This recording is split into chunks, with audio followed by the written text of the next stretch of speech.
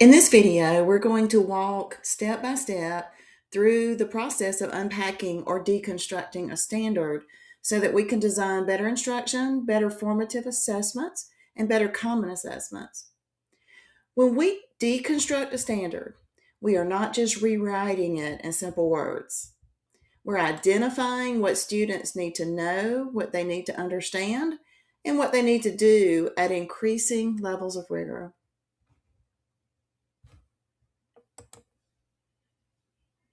This process helps us answer three essential questions.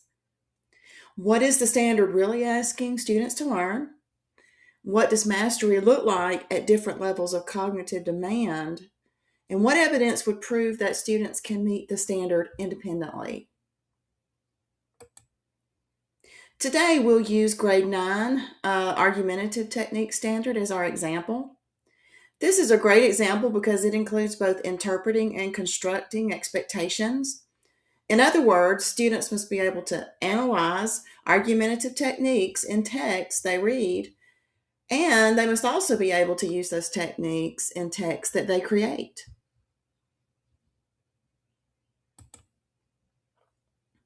That tells us this standard is not only about recognizing argumentative techniques.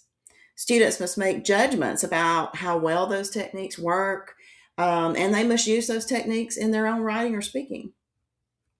So, right away, we know this standard includes both interpreting, reading, analyzing, evaluating, and critiquing text, and constructing, writing, designing, revising, and using argumentative techniques intentionally.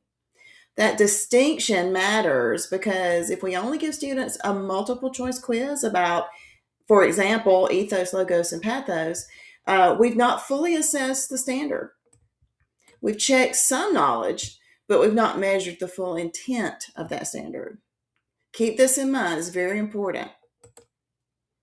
Next, we break the standard into specific expectations. In this example, the standard has 4 parts. The first 2 are interpreting standards. A asks students to read, discuss, evaluate, and critique a variety of text while considering argumentative techniques and their implications on meaning or central ideas. B asks students to recognize and analyze rhetorical appeals in a variety of text. The next 2 are constructing standards. So if you look at C, it asks students to apply argumentative techniques. And then D asks students to use the rhetorical devices and appeals to guide the creation and revision of text. So as we deconstruct, we need to be clear. Are students interpreting a text? Are students constructing a text? Or are they doing both? This is significant in covering the full intent of that standard. So as we deconstruct, we need to be clear. Are students interpreting? Are students constructing? Or are they doing both? And for a strong assessment, we'll likely need both formative checks and summative tasks that measure the full standard. Now we highlight the verbs. The verbs help us understand the type of thinking that students must do. Let's look at standard expectation A. The verbs read, discuss, evaluate, critique, and consider show a progression. Students begin by reading and discussing, but the standard does not stop there. It moves into evaluation and critique. That means students need to make judgments about the author's argumentative choices.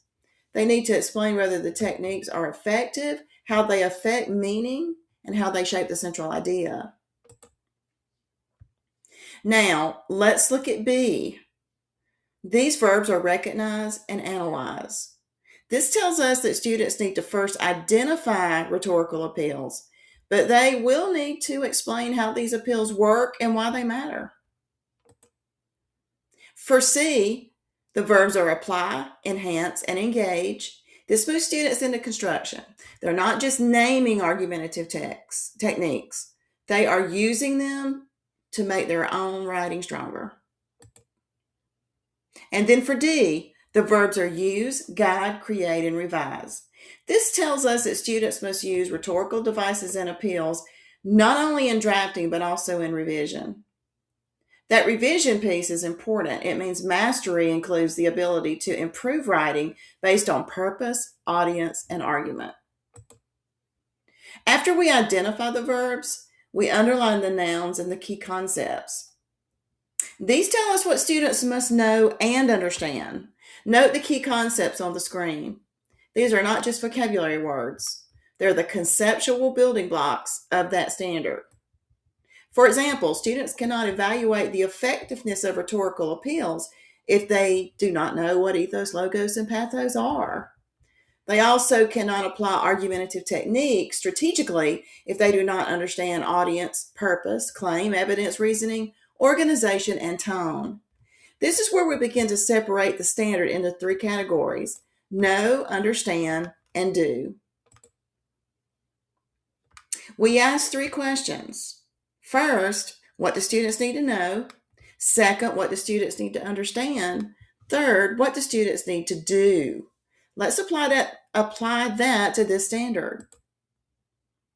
These are the building blocks. A few examples are provided here. However, see the handout for a full list of unpacked items. Some of this can be assessed at DOK 1, but knowing terms is only the beginning. This is where students move beyond definitions. For example, students should not simply say, "This is pathos." They should be able to explain how pathos affects the audience and whether that emotional appeal strengthens or weakens the argument. A few examples of unpacked understanding items are shown here. This do column becomes the foundation for assessment design. If our assessment does not ask students to actually do these things, then we may be assessing related knowledge, but not the full standard. Every standard has a variety of know, understand, and do for student proficiency. Now we move into DOK, or depth of knowledge. DOK helps us think about the level of cognitive demand required by a task. A common mistake is to think DOK is only about the verb. But DOK is not just about the verb. It's about the thinking students must do to successfully complete the task. For this standard, we can think about the progression this way. DOK 1 asks students to identify or recognize. DOK 2 asks students to explain or apply in a basic way. DOK 3 asks students to analyze, evaluate, justify, or strategically use the evidence. And then DOK 4 asks students to synthesize, critique, revise, or extend thinking across time, text, or products. At DOK 1, students are working with recall, recognition, and basic information. For A, students might say, "I can identify argumentative techniques used to present and structure content in a variety of texts." For B, students might say, "I can identify the rhetorical appeals used in a text." Notice that these are learning target statements based on DOK level 1. For the constructing standards, students may identify techniques they could use in their own writing or recognize the appropriate use of rhetorical devices and appeals. At this level, students need to know the vocabulary and recognize the examples. A DOK 1 test might ask, what rhetorical appeal is used in this sentence? What's the claim in this paragraph? Which sentence uses emotional appeal? Which technique is used to structure this argument? These tasks are useful, especially early in learning, but they do not represent full mastery of this standard. They are checkpoints. When designing assessments, use DOK 1 to check foundational knowledge, but don't stop there. At DOK 2, students begin explaining relationships and applying skills. For A, students might say, "I can explain how argumentative techniques influence the meaning or central idea of a text." For B, students might say, "I can explain how each rhetorical appeal is used to influence the audience." For C, students might say, "I can apply argumentative techniques to strengthen my argument and engage the audience." And then for D, "I can apply rhetorical devices to create persuasive and effective text." At DOK2, students are no longer just naming the technique. They must explain how it works. A DOK2 task might ask, how does the author use statistics to support the claim? Explain how the emotional appeal affects the audience. How does the writer use a counterclaim to strengthen the argument? Revise this sentence by adding a rhetorical appeal. DOK2 is where students start showing comprehension and controlled application. They are explaining the how, but they may not yet be evaluating the how well. At DOK3, students engage in strategic thinking. They must analyze, evaluate, justify, and make decisions based on evidence. For A, students might say, I can evaluate the effectiveness of argumentative techniques in supporting the author's message or central idea. For B, the student might say, I can analyze the effectiveness of rhetorical appeals in persuading the audience and supporting the text purpose. For C, I can strategically organize and present my argument to enhance the impact on the audience. For D, I can use rhetorical appeals strategically to guide the development and revision of my writing. This is where the rigor increases significantly. Students are not only explaining what the author did, they are judging effectiveness. They might ask, was the appeal to emotion appropriate for this audience? Did the evidence logically support the claim? Did the writer establish enough credibility? How did the organization affect the strength of the argument? Which revision would most improve the argument for this audience? A DOK3 assessment task might ask, read the argument, evaluate how effectively the author uses ethos, logos, and pathos to support the central idea. Use evidence from the text to justify your response. Or revise your argumentative paragraph to strengthen its appeal to a specific audience. Then explain how your revisions improve the effectiveness of your argument. DOK3 is usually where we begin to see strong evidence of mastery for this standard. Students must make a judgment and defend it with reasoning. At DOK4, students engage in extended thinking. This might include critiquing a full argument, comparing argumentative techniques across text, creating and revising an original argument, or transferring techniques to a new audience or context. For A, students might say, I can critique the use of argumentative techniques, discussing their impact on the overall meaning and structure of the text. For B, students might say, I can evaluate how the balance of ethos, logos, and pathos impacts the overall effectiveness of the argument in a text. For C, students might say, I can evaluate the effectiveness of my argumentative techniques and revise my writing to improve audience engagement. Or for D, I can evaluate the effectiveness of my rhetorical devices and appeals, revising my text to strengthen the argument and engagement with the audience. At DOK4, students are usually working through a more extended process. This may happen over multiple class periods. A DOK4 task might ask, analyze two argumentative texts on the same issue. Compare how each author uses ethos, logos, and pathos to influence a specific audience. Then compose your own argument on the issue, intentionally using rhetorical appeals and argumentative techniques.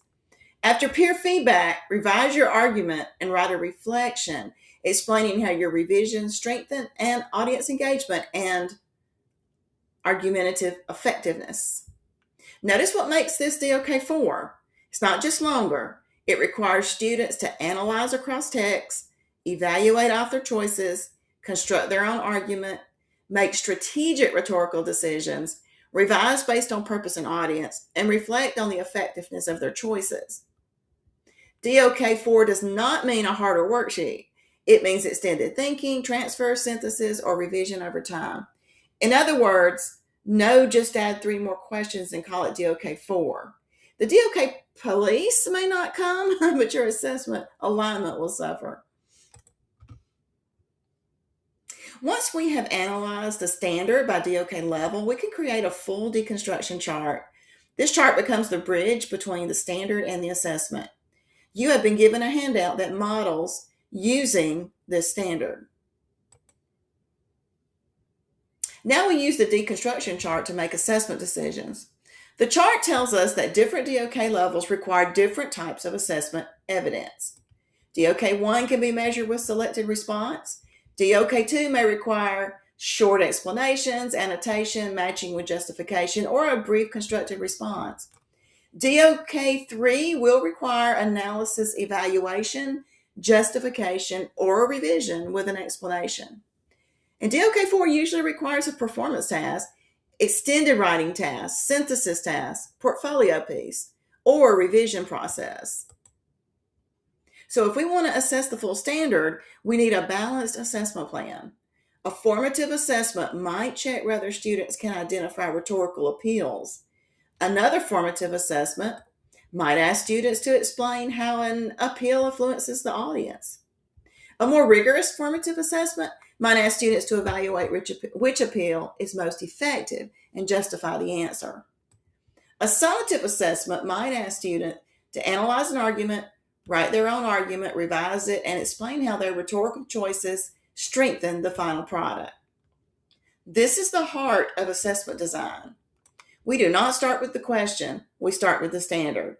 Then we identify the evidence, and then we design the task.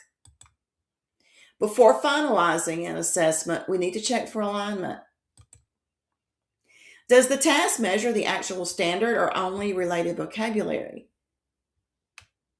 Prevent shallow assessment. Does it prevent shallow assessment? Does the task match the intended DOK level? Does it protect the rigor? Does the task require students to show the skill independently? Does the task include the right kind of evidence? Assessment validity is very important. Does the task give students fair access to show what they can know and what they can do? Does it support equity? Does the scoring tool match the evidence of mastery? Does it strengthen reliability? For example, if the standard asks students to evaluate argumentative techniques, but the assessment only asks students to define ethos, logos, and pathos, the assessment is underaligned. If the standard asks students to apply techniques strategically in writing, but students only answer multiple choice questions, the assessment is incomplete. If the standard asks students to revise based on audience engagement, then the assessment should include revision evidence. Assessment alignment means the student work should match the standard's true demand. When we deconstruct standards, we create clarity. We know what students need to know, we know what students need to do and understand, and we know how rigor increases across DOK levels. This process helps us design assessments that are aligned, more rigorous, and more equitable. Instead of asking what questions should we put on the test, we ask what evidence would prove student mastered the standard. That question changes everything. So before you construct the assessment, deconstruct the standard. That is assessment by design. During our practice time, choose a standard from your grade level and use the process discussed here and the resources provided. Thank you.